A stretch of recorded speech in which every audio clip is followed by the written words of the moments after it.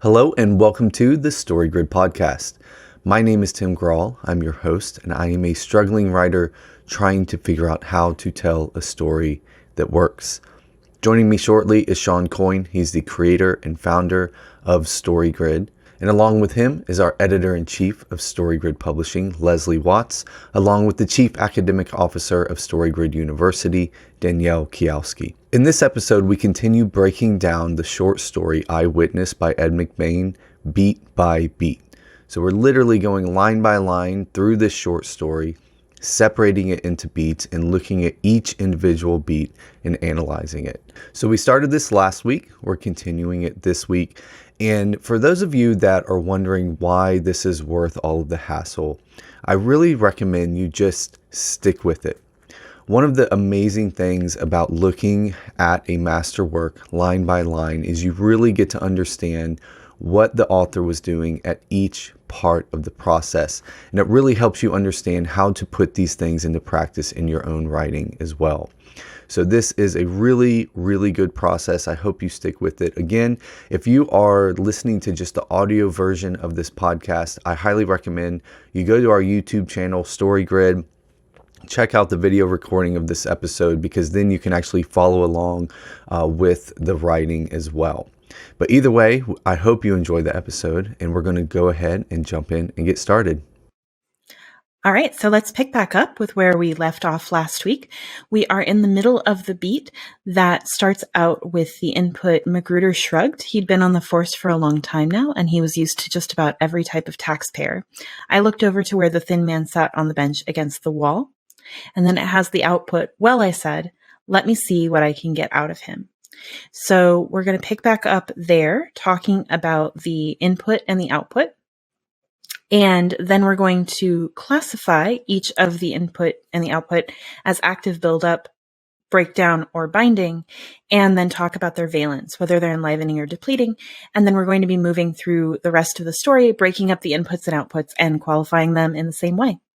So let's dive in and get started. Last time we were talking about the input, and we classified it as active buildup, but we don't yet have a valence for it. So, Tim, do you think this is enlivening or depleting? I would say it's enlivening. Yeah, absolutely. That's what we have too. And now let's go down to the output. So we have, well, I said, let me see what I can get out of him. First, would you say that that is an active buildup or a breakdown? Active buildup. Okay, so we have breakdown. Let's talk about why Capelli might be breaking down here. And part of the deal with this story is that the breakdowns are a lot more subtle because they're acting in this workplace environment. They're acting in this established set of rules. So when they break down, it's not like they're burning everything down. They can have these kind of subtler ways of breaking down where they're kind of striving for dominance in the situation. Could you talk about what a breakdown beat is again? Like, remind me, what is the difference between active buildup and a breakdown?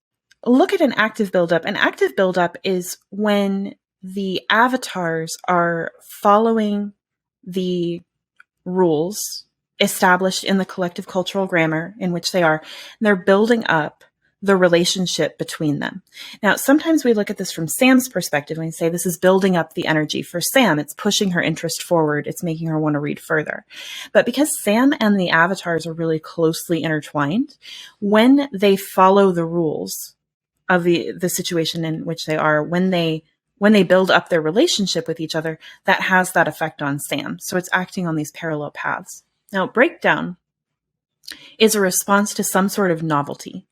So a breakdown is when an avatar encounters something either they haven't seen before, they're not expecting to see in this context, or that threatens them and distracts them from the conversation at hand. And in response to that, they go through an autonomic response, which is freeze, flight, or fight. So freezing, they just take a beat and process, but they're freezing while they're doing it. It's like deer in the headlights. Flight, they're buying time to figure out what to do because they're not sure how to address this. And then fight, they are sacrificing something to try to save themselves in the situation. So these are the options for breakdown. And what that looks like in practice is that they're responding in a non-strategic way. So when you have active buildup, they're going through, like I said, they are following the rules. They're also pursuing objects of desire according to a strategy. And in breakdown, that breaks down. So the relationship between the avatars breaks down because they're not following those rules. They also break down their ability to follow this object of desire, and they act in a way that cracks through their established public persona, and they're acting out of self-preservation or this autonomic response to novelty.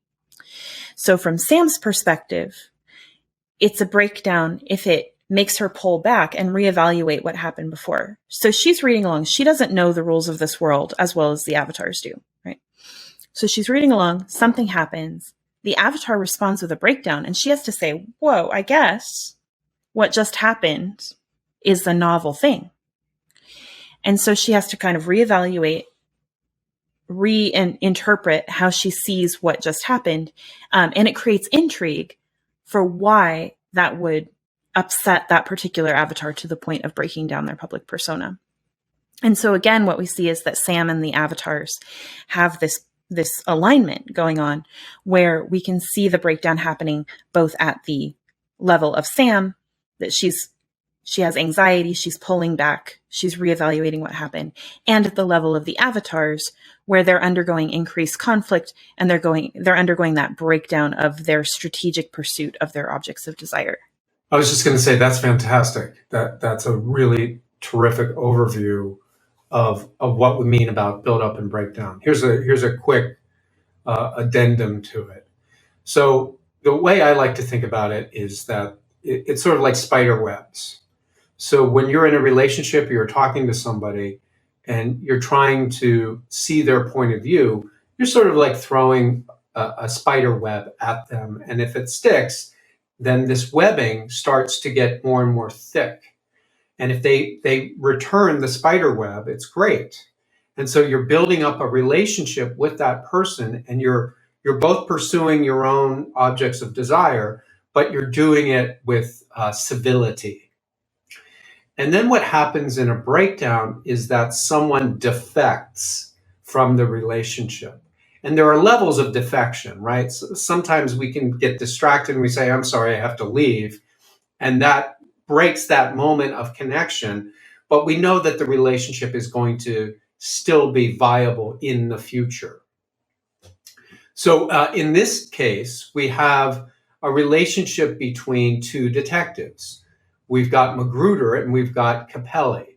And what's operating here is that Capelli is playing the role of protagonist. So what that means is that Sam, our single audience member, is seeing the world through the eyes of Capelli. And this is another great operational heuristic for storytelling. The outputter is always Sam's perspective, because we have to remember that Sam, as a concept, the single audience member, she is listening to a story, and she's reading the story that has been written down by the author narrator. And so the thing is that Sam can't talk back to the author narrator because the author narrator isn't really there. All we have are the syntactic words of the author's, ideas. So Sam can't output. So when you can't output, what you usually do is you look through the lens of someone who can. And so the outputter becomes Sam's viewpoint of seeing what's going on in the story. So when Capelli decides that he's going to give it a try and see if he can get something out of it, it's a breakdown, because now Sam has to think, oh, I wonder why he's leaving. And then, so that's from Sam's point of view. And it's also a breakdown because Capelli's saying, I've had enough, Magruder, of this discussion. I'm going to move forward. I'm going to take on the responsibility of interviewing this guy. and you just sit on your butt and, do your Magruder thing, and I'll go do it, right? So these guys are in a relationship, and probably Magruder had done that for Capelli at some time too. So while it's a breakdown beat, it's not like a burn down the house kind of breakdown beat. But it is a cutting away of the relationship, and Capelli is differentiating from Magruder. He's different than Magruder, therefore the relationship has been cut off for a while. So I hope that makes sense. I have just one thing to add to all of this, which is it's a very complete picture. But one thing I would add is that when novel things happen, that causes a breakdown in our cognitive processing, right? So that because it's surprising. So we're acting in a way that is consistent with our predictive processing. So I do an input and I expect an output of a certain kind. And when that doesn't happen, that creates this cognitive dissonance. And what I love about these breakdown beats and how they reveal character is that every time we have a breakdown, we have an option to open our cognitive frame and take this in and process it, or double down on the way that we typically operate. And so it's a really great way to see how the avatars are managing, because that's what stories are about. They're about how we take in novel, unexpected events that throw us into chaos, and how we can metabolize those and improve our cognitive frame so that we can manage better in the future. So when I'm looking at this particular output where he said, let me see what I can get out of him. This is breaking down because he's basically, would this be a freeze? It's freeze, flight, or fight. So would this be... So what's he trying to say to Magruder? Basically, he's saying, well, since you couldn't get it out of him, I guess I should go give it a try. Yeah. Is that a fight? Yeah. All right, because he's being a little snarky. Yeah. All right. We'll see who's top dog around here. That's where he is in this breakdown space. Exactly. Yeah. I've been watching Candace and I have been watching the Johnny Depp trial in the evenings. And we were watching the cross-examine of Amber Heard by, all I know is her first name, Camille, the lawyer for Johnny, one of the lawyers for Johnny Depp. And Amber Heard just she won't just answer a question. She just keeps there's this great interchange where she's like, you didn't donate the money. She's like, yes, I did. I pledged the money. And she's like, yeah, but that's not the same as donate. And she goes, well, I use the words interchangeably. And it's like, they're not the same fucking word, anyway. And you see a couple points where Camille just gets real snarky because from my perspective, she's just sick of not being able to get a straight answer out of this woman. And anyway, that's just what I thought of here is like, there's a moment of breakdown there where she just starts fighting, but in a way that's socially acceptable. Mm-hmm. Yeah, that's a really good example of that kind of thing happening. And so then, and a courtroom is a really good example. So if you have someone who is answering a question, but they're changing the subject, they're using the strategy of flight. But if it's for the purpose of pursuing their object of desire, like they're consciously deciding, I'm going to change the topic strategically now, then they're not truly breaking down, right? Because they're not having that autonomic response and trying to buy time. They're using it as part of a strategy. So that's another really good thing to keep in mind when you are dealing with breakdown beats, is that you can use the same actions that could denote a breakdown to actually enable covert operation, so that people can look like they're breaking down. They can look vulnerable when in fact they're manipulating. How do you know the difference? Well, as the author, you need to know the difference because you are writing them. And then when you, and you need to have your author valence the language such that Sam interprets it correctly. Well, so will there be times where, like, because the author knows things that Sam doesn't. So are there times where it reads to Sam as a breakdown, but the author knows that it's not, but we would still label it as a breakdown because we're looking at these through Sam's eyes, right? Like we're just reacting to what's on the page. We're not trying to, we're coming at it as Sam, not the author. That's right. So you want to manage the effect that you have on Sam. Breakdowns are extremely powerful, and we need to be careful with them. When you see someone have a breakdown, you're seeing vulnerability, and you get really interested in why that person is doing that. And you want to find out more about them. You want to find out about their information processing.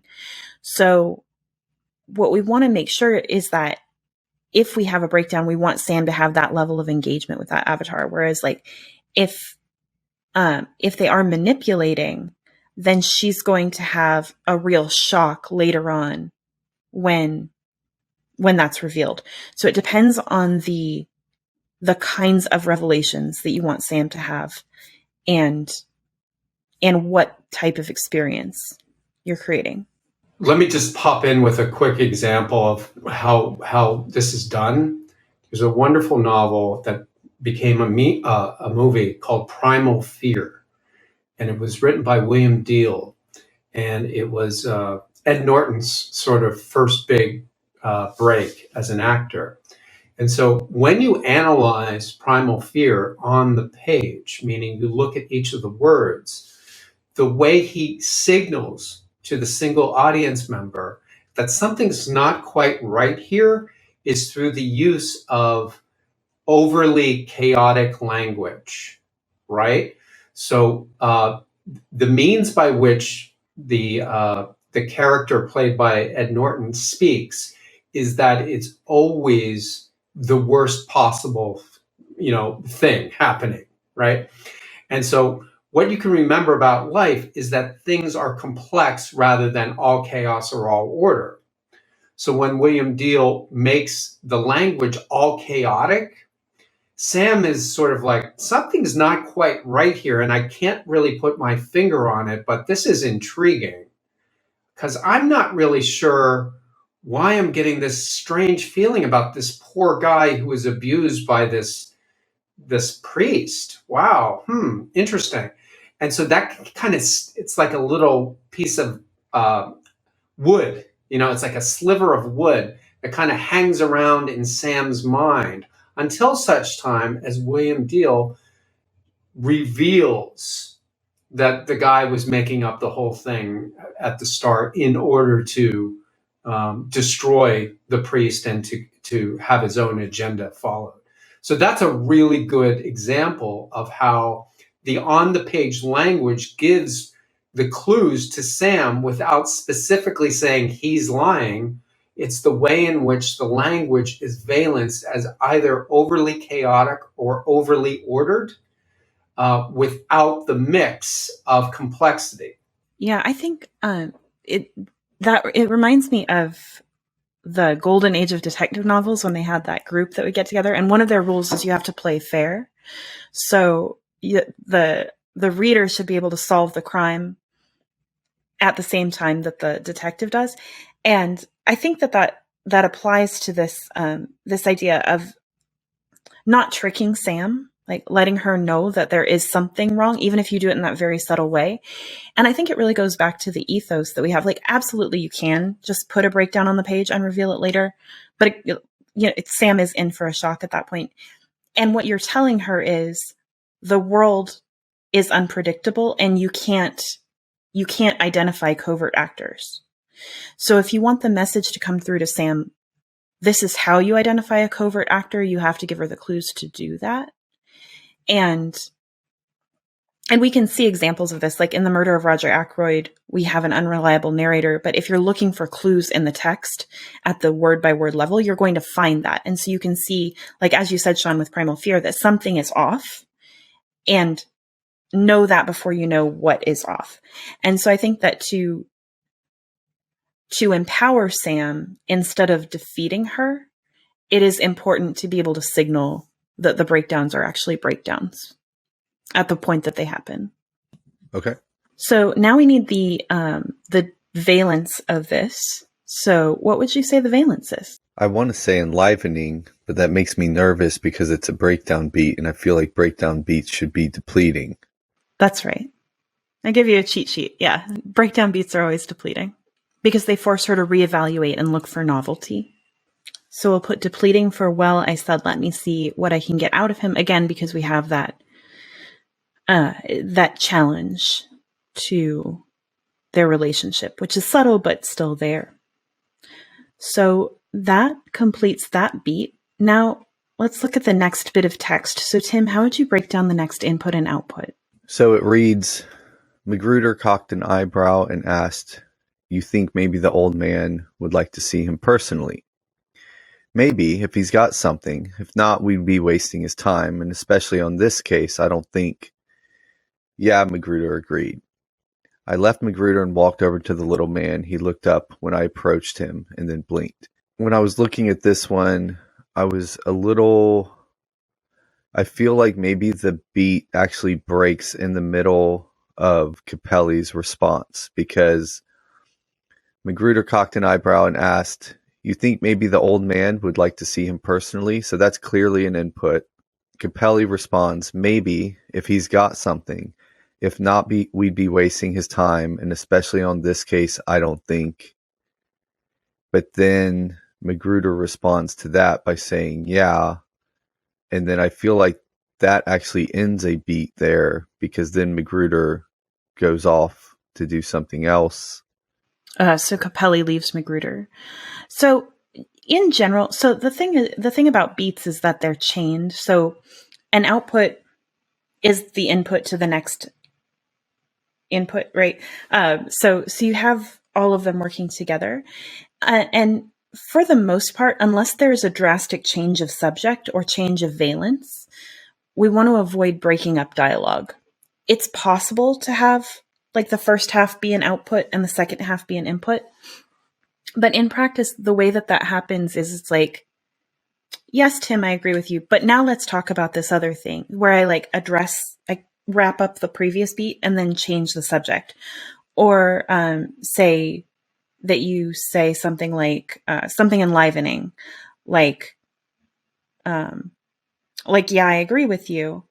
And then you turn it around and say something depleting, like, I agree that we should do that. However, it's going to be very dangerous, but in a depleting way. So we would have to look at the actual words. But if you have that drastic valence shift, you can also break it. But in general, we want to keep chunks of dialogue together if they're not drastically split into halves like that. And so this one, I would say we want to keep it together, because he's not doing that, where he has really two halves of one thing that he's saying. The output would be that Capelli's response. Maybe, if he's got something. If not, we'd be wasting his time, and especially on this case, I don't think. All right. So first, let's take a look at this input. Magruder cocked an eyebrow and asked, "You think maybe the old man would like to see him personally?" So do you think that is a build-up or a breakdown or binding? Build-up, active build-up. So do you think that he's responding to Capelli's challenge? Do you think that... So Capelli is trying to fight with him. Do you think that he's fighting back? Yes, because of the way he cocked an eyebrow. So that was his response to, let me see what I can get out of him. So then maybe that's a challenge. Like, okay, then fine, go get the lieutenant. So, right. So Capelli wants to go talk to this guy. And Magruder is saying, so you think that the old man, right, the lieutenant, so he's not agreeing with Capelli's course of action, but he's challenging him, right? He's fighting back, but he's doing it by changing what they're talking about. So now they're talking about getting the lieutenant involved. Now he's invoking hierarchy. Right. So I just want to bring that up, because he's not agreeing with what Capelli said. He's suggesting that Capelli might want to do this other thing, getting the old man. And so he's very subtly, right, bringing in the rules of their hierarchy, bringing in the challenge to Capelli's status, because the lieutenant is a gatekeeper in this power dominance hierarchy. He's the one who decides who's in favor and who's not. And so it's this very subtle dance where Magruder is reissuing a challenge of a different sort to Capelli. So you feel like it's a breakdown and it's fighting again. Mm-hmm.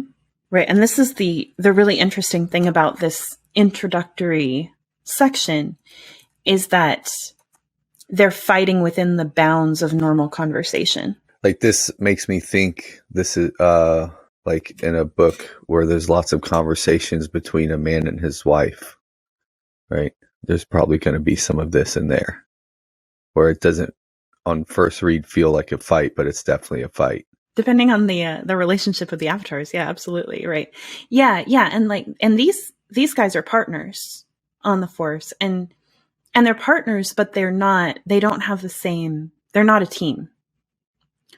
Right. And so it's a contest to figure out who's going to be the guy to go to, the one who comes out on top. And so Capelli is younger than Magruder. He's less senior. He's a hotshot.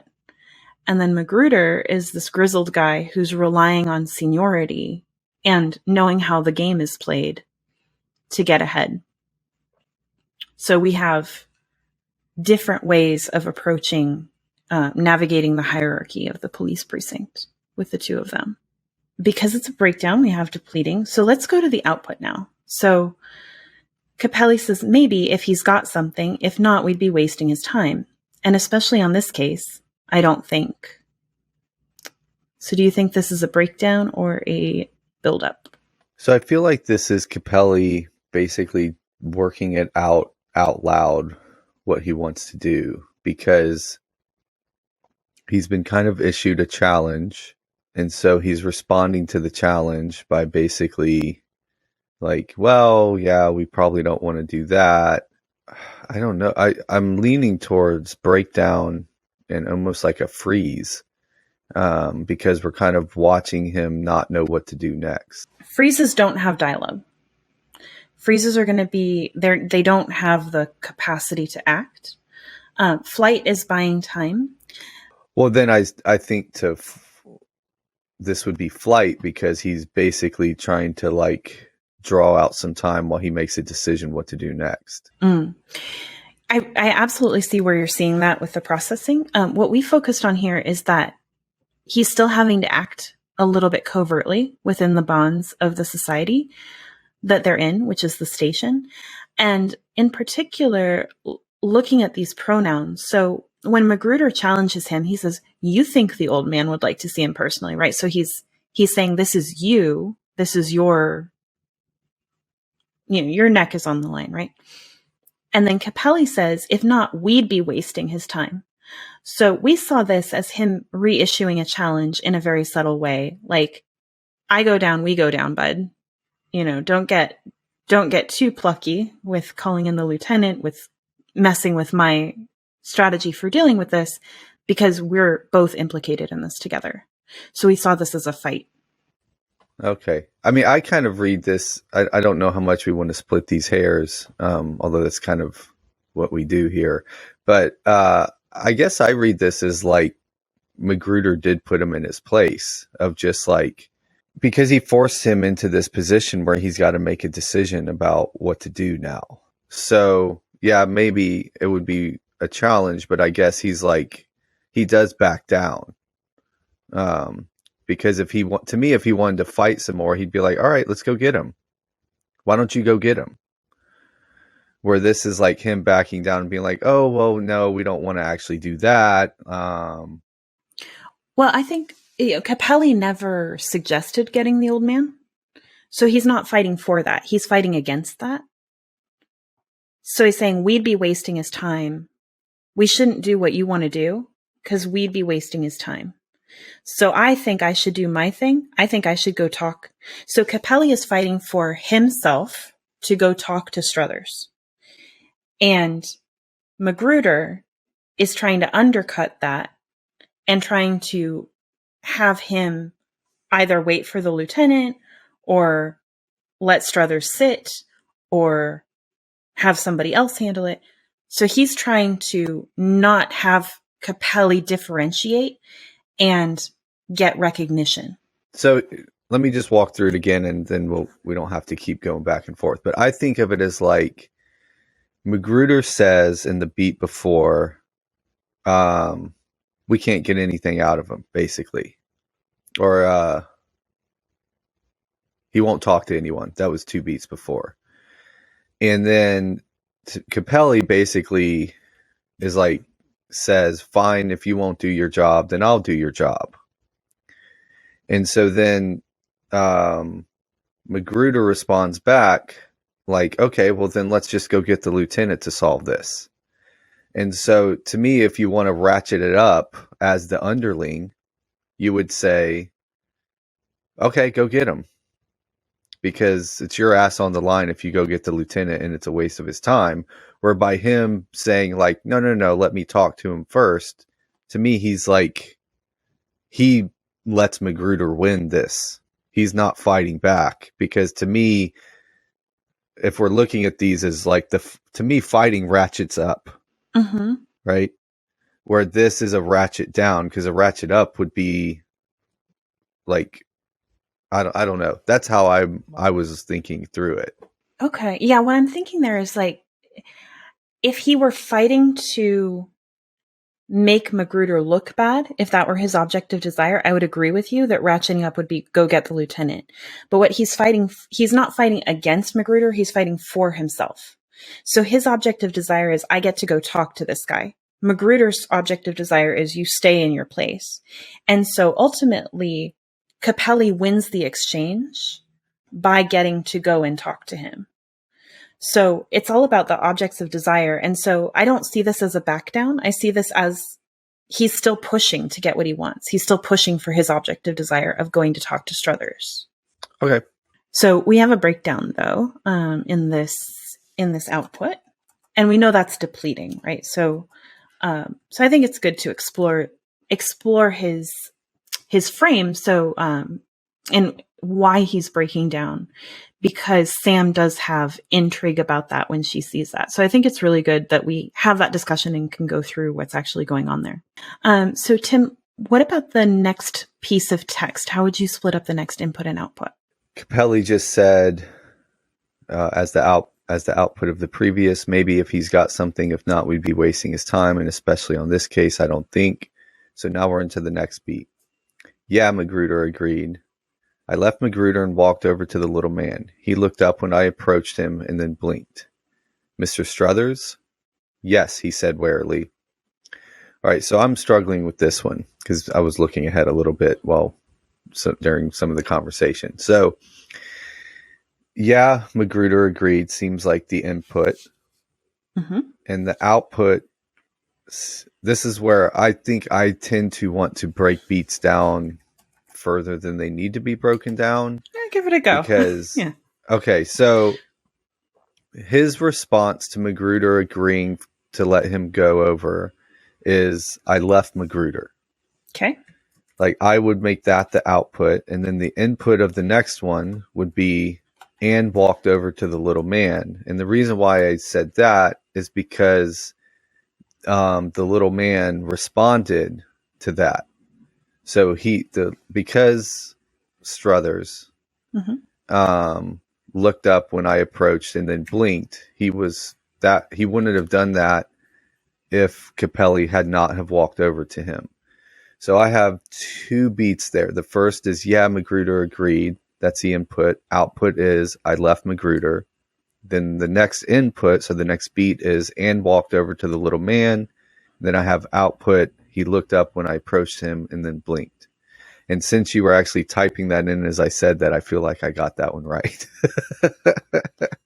Well, sometimes I can be tricky and do that to look at it. But yes, you did. So yeah, that's absolutely what we had. And so what we're seeing there is that there is, even though this is in one sentence, we do have a break in what's going on. When he leaves Magruder, he's wrapping up that situation. They've come to an agreement, right? And then he's moving over and addressing Struthers. So he walks up, and then, as you said, Struthers looks up and blinks. So as we're discussing breaking this down, what do you notice about the outputter here? So I was going to ask if after I left Magruder, did a trope just end there? I know we're going to get to tropes later, but did a trope just end there? It did. Yeah, so then I'm thinking like, okay, in that trope, Magruder was the outputter. He was the protagonist of that trope. Capelli. And we just, Capelli. Yeah, man. I'll probably leave this part in, but the amount of times I had to edit out me saying the wrong name last week. Capelli was the outputter of that trope. And so he was the protagonist of that trope, even though we know Struthers is the protagonist of the entire short story. Where in this trope, this new trope, it switches to Capelli as the inputter and Struthers is the outputter. And so now Struthers is going to be the protagonist of this next trope. Yes. And this is a beautiful handoff here using a freeze, right? So I know we haven't gotten there, but blinking is a classic freeze move. So it's a really lovely handoff, as you noted, from one trope to the next. And we get that vulnerability of the new protagonist right away. So it facilitates Sam's transition from identifying with Capelli to identifying with Struthers. So this is a really nice little beat section here. So let's finish up this trope by qualifying the input and output here. So yeah, Magruder agreed. So what would you say? Is that a buildup or a breakdown? Active buildup. Great. And enlivening. And here we have a departure from the challenges that they were going through before. So yeah is not a very expressive thing to say. You could be still fighting. You could be running away. Like, there are many things. So the fact that the author chooses to say Magruder agreed lets us know that this is a buildup and that it's enlivening. So if he had said something like, yeah, Magruder shrugged me off, that could be a flight breakdown, right? But because we have that agreed, we know that the author is saying this has come to an end and these two are on the same page for now. So yeah, you have that exactly right. And then what about the output? I left Magruder. Same thing. Active buildup and enlivening. I feel like this beat is just in there to push the reader into the next trope. So since it's just pushing everything just forward real quick, it's both build up and enlivening. Yep, these are both build up and enlivening. Absolutely. Okay, next let's look at and walked over to the little man. What's going on there? So active build up and enlivening, because we're now in the input of the next beat. So if I'm thinking, it's definitely not breakdown, and then it's pushing the reader forward. So I would say enlivening. So now the reader is switching over to, reader Sam is switching over to identifying with Struthers, right? What is this doing to Struthers? What do you mean? Like in the story, or like from Sam's point of view? Like what do you mean? Well, part of me think, well, it's bringing Struthers back on the stage for us to consider. And up until now, Struthers is just kind of sitting there nervously waiting. And so he's been in a holding pattern. Yeah. What's he waiting for? He is waiting to talk to the lieutenant. Mm-hmm. So he has this object of desire. I want to talk to the lieutenant. Is Capelli facilitating that for him? Is he helping him out? I don't think he knows that yet. I don't think Sam knows. Well, Sam knows he's not. Yeah. Right. I mean, but Struthers doesn't. He may be coming over to get Struthers to take him to the lieutenant. He could be. But how does Struthers react? He blinks after he looks up. Right. So he's not expecting the interruption from Capelli. He's not expecting to have to deal with another cop. Like, they haven't told him we're going to go get the lieutenant, right? They've told him, I mean, he's had to deal with Magruder, and Magruder, we know how Magruder is. So let me ask a question here, because obviously you think this is depleting. That's how you guys labeled this. So when I'm looking at the input, am I looking at it in the context of the output to decide if it's enlivening or depleting, or am I looking at it as its own thing? You're looking at it as its own thing, but also targeted toward the outputter in the situation that they're in. So I'm just bringing up the output because this is the first time that we've seen Struthers on the stage, really. And it helps us to simulate, I think, what he's been going through up to this point, if we're not consciously thinking about that. Because we have to simulate, like, he came in, he said, I want to talk to the lieutenant. They gave him the runaround. And now he's having to deal with another cop. So it's not like he's, oh, thank you, someone, for coming over to talk to me. Like when you walk into a bank, I don't know, this is my experience.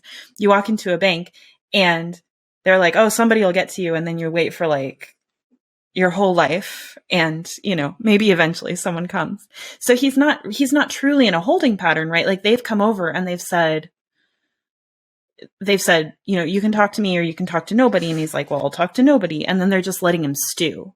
So he's in this sort of, he's not in a waiting, like expectant holding pattern. He's in a, you can sweat it out until you're ready to talk to one of us, because we're not going to go get the old man. All right. So I hear you, and I'm on your side. I'm still trying to back up because I want to understand so I can make future ones, because I'm looking at like, so if I were to reword this, I would say, because we're always looking from Sam's perspective, right? What's on the page according to Sam. So in this case, Sam knows good and well that Capelli walking over to this little man is not helping Struthers Struthers get what he wants out of life. He's now another roadblock for Struthers. So because Sam knows that going in, so if in the previous conversation, Magruder and him had decided like, yeah, go get him and take him to the lieutenant, this exact same phrase would be enlivening. Yeah. I think up until this moment, I've been looking at each individual piece as if it stands alone in time. And so I'm looking at like, Anne walked over to the little man. I'm like, well, there's nothing in there, you know, depleting, except maybe calling the man little, but like the action is not depleting on its own. So it needs to be enlivening. But I have to take into context everything that came before it leading up to this particular piece of content or writing. That's what are called progressive complications. So Sam is building a perspectival understanding of the story from start to finish. So she is being informed by the syntactical grammar and language of the story from the first word until the word that she is presently reading. So all of the inputs and outputs are progressively building. So this is a case where it was mentioned earlier on when Magruder said to Capelli, he won't talk to anyone but the lieutenant. So obviously in that language, many tries had been made to get this guy to give up his information, including Magruder. So Magruder failed to get this guy to talk. That's why he's telling Capelli, don't even try, bro. I tried and he wouldn't talk. So now Capelli's like, let me give it a try. And he's like, no, don't do it because now you're showing me up, right? So the fact that this Struthers guy, has been sitting, waiting to give his information, and no one is enabling him in his goal to talk specifically to the most powerful person in the precinct, He's in a turbulent cognitive state, sitting there stewing, as Danielle so wisely put it, because he's like, should I stay? Should I go? I don't know. What am I going to do? These guys, nobody's going to talk to me. Oh my gosh, what am I going to do? What am I going to do? Should I see if I can find the lieutenant myself? And then all of a sudden, here comes another cop.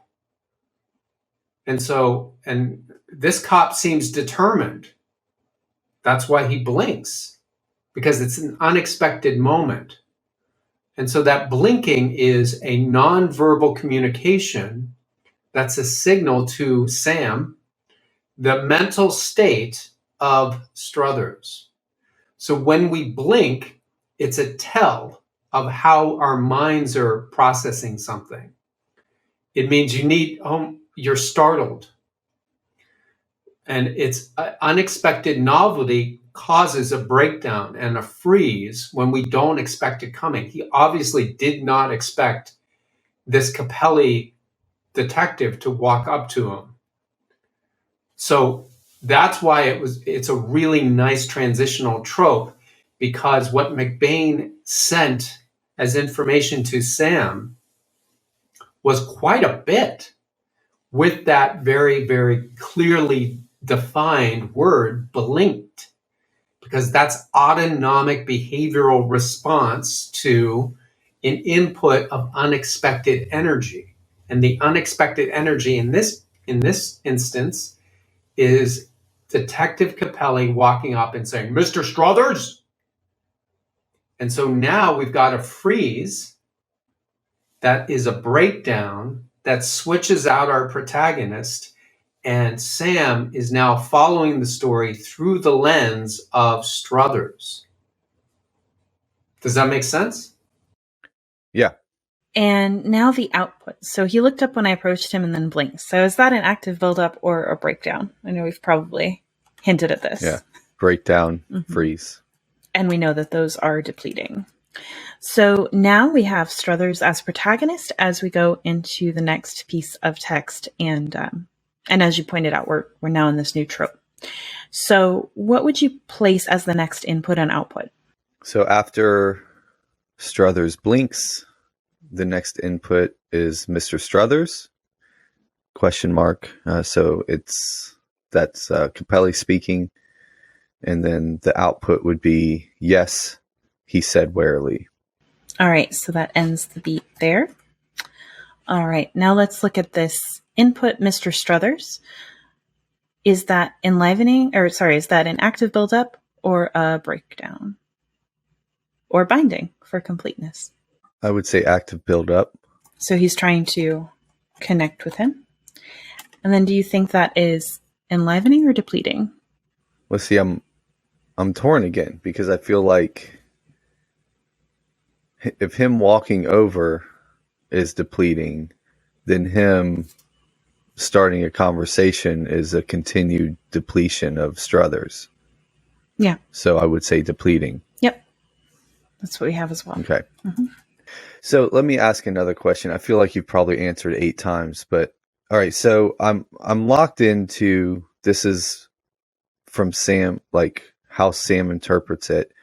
But so what I'm hearing is it's how Sam interprets it, but through the eyes of the protagonist of this current part, right? So we're always asking on the end, because since the protagonist in general is the outputter, when we're looking at the input of a beat, Sam's always asking, is this depleting or enlivening for the protagonist? Would you say that's correct? Mm-hmm.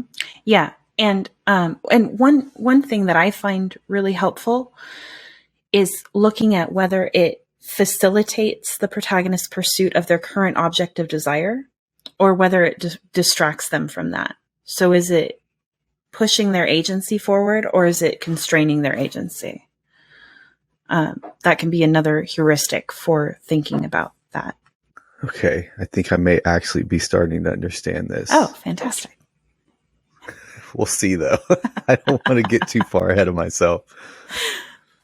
Well, we're here to enable your agency, Tim. So we'll absolutely get there. So let's try it out. So yes, he said warily. Is that an active buildup or a breakdown? I think it's active build up because he's just responding. Okay. And is that enlivening or depleting? I would say depleting, and the warily is what tips me off to that. Okay. I would say he's on his guard, but he's still agreeing to play Capelli's game here.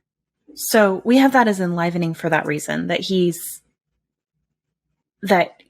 Capelli is interrupting him and trying to, he's not facilitating his object of desire to talk to the lieutenant. And Struthers is saying, I'll play your game for now. So he's not fully buying in, but he's agreeing to go along. So that's enlivening. So let's go to the next beat. So where would you break the next input and output? So it reads, this is Capelli speaking. I'm Detective Capelli. My partner tells me you have some information about and it's the ... And then Struthers responds, you're not the lieutenant, are you? And that's where I would end the beat, because that's an input output. Great. Starting with I'm Detective Capelli and so on. Is that an active buildup or is that a breakdown or binding? Active buildup. Enlivening, depleting? I would continue down the depleting path. Okay, so here we've actually switched over to enlivening because they've agreed to play the same game. So his interruption, Struthers has accepted his interruption. And at this point, for now, in this micro moment, they're moving toward a common goal of figuring out what Capelli wants to talk about. So they're on the same page. So we have enlivening there. Now, in the output, is Struthers building up or breaking down? I would say breakdown, because he's fighting. We have it as a flight, that he's questioning him to buy time to figure out what to do about this guy. He knows he's not the lieutenant. If he were Lieutenant Capelli, he would have said, I'm Lieutenant Capelli, right? But he's questioning to figure out more about this guy, get more information. But I know that it's a breakdown because he stops the agreement they've had and breaks the relationship. Yeah. So this kind of this beat and a half that they agreed to play the game, he just immediately put a stop to it. Yeah. And so he probably was agreeing exactly because of what you said before. Maybe this guy's going to take me to the lieutenant. Maybe this guy even is the lieutenant. He doesn't know. We find out later he does not know what the lieutenant looks like, right? But he thinks maybe, and then then he gets this first clue, and and it shuts down immediately his willingness to participate in that conversation. So yeah, absolutely a breakdown and depleting. So now let's look at the next beat. Where would you break that?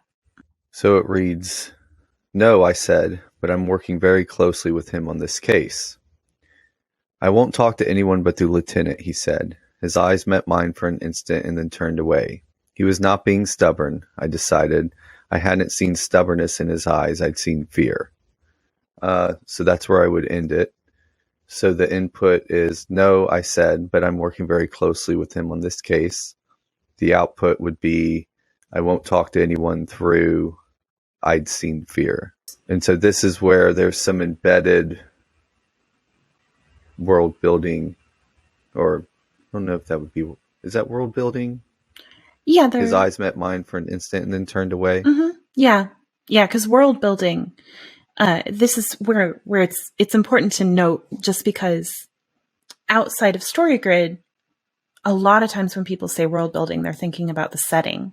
But world building is not only the setting, it's the setting and then it's everything within that context. So all of the avatars, and it's the relationships between them as well.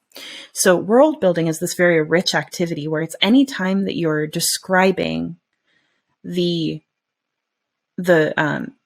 either the material world or the rules of the world or the way that the interactions are governed. All of that goes toward world building because it helps Sam to understand the fullness of the context and how this place works. So let's start with that input. No, I said, but I'm working very closely with him on this case. Is that an active buildup or a breakdown? I would say active buildup because he's trying to get the relationship going again.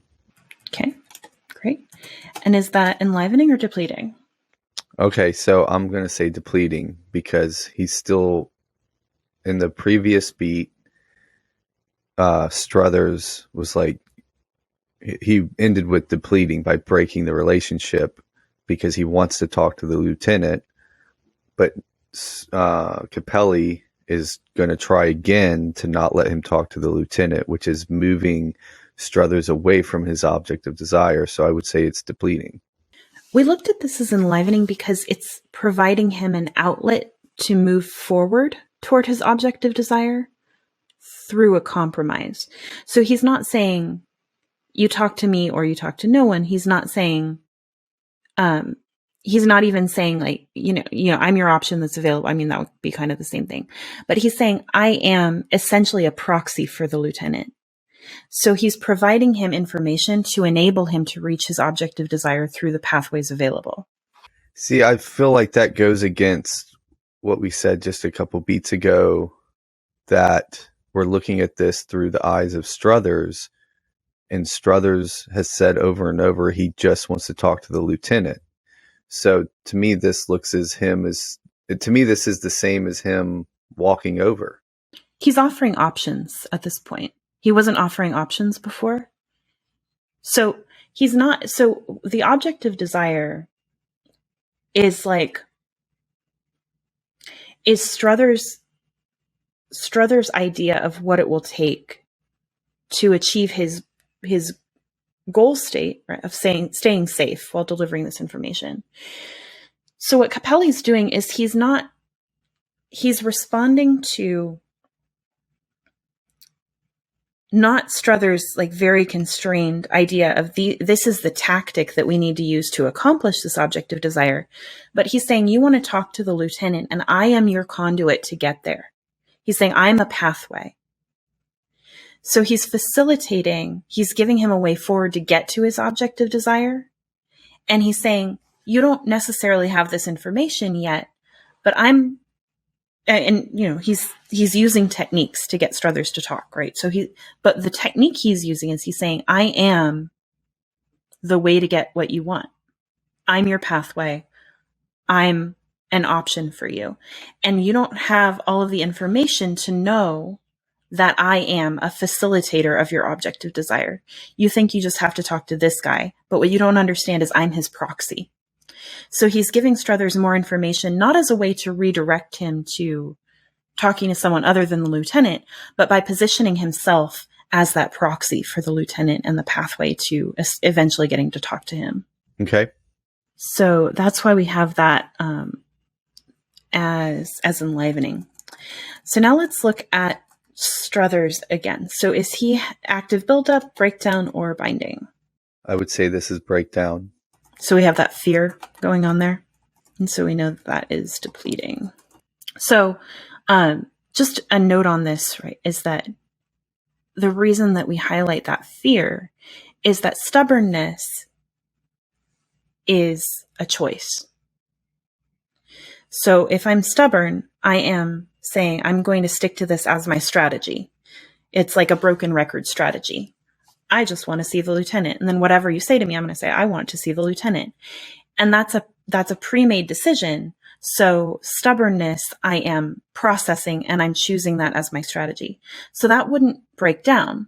But because he's doing it out of fear, he's not doing it out of stubbornness. This isn't a conscious manipulation. This is a breakdown where he's acting autonomically. So that's why it's really important to have those embedded qualifications that you pointed out, to have that world building so that we understand where Struthers is acting from, and that changes our interpretation of his output. So if he was being stubborn here instead of fearful, it would be active buildup? It would just be depleting because it would be a manipulation. Right. And that it seems to me that that qualification that's added to Struthers' dialogue is author Capelli communicating to the single audience member, Sam, that this is the point when I decided this guy wasn't just a time waster or, a crank, right? And he's got information because he's afraid and he's here and he's insisting, right? All of that. So that's him signaling that to Sam. Yeah, I absolutely agree. I think this is a really, really important moment when Capelli turns the tides in how he's thinking about Struthers. And that's going to put their relationship on an entirely new footing.